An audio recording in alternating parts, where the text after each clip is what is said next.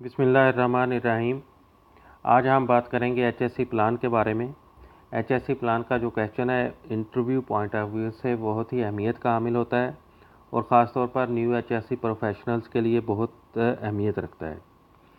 इसका क्वेश्चन इस तरह से रेज किया जा सकता है कि what is HSC plan and what are the things you consider while making the HSC plan.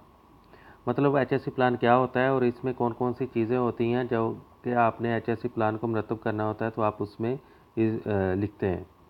तो इसका आंसर होगा the HSE plan is a systematic and consistent document contains the project related information, HSE management issues, HSE policy, arrangements, control measures and safe system of work for performing construction activities in healthy, safely and environmentally friendly manner।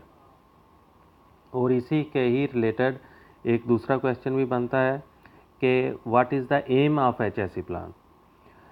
तो इसका answer होगा HSE plan is aim to improve the overall management and coordination of health safety and environment through the construction various phases to eliminate or reduce the accidents or ill health and environmental incidents occurrence। तो इसी के related ही एक और question बनेगा कि what is the components of HSE plan.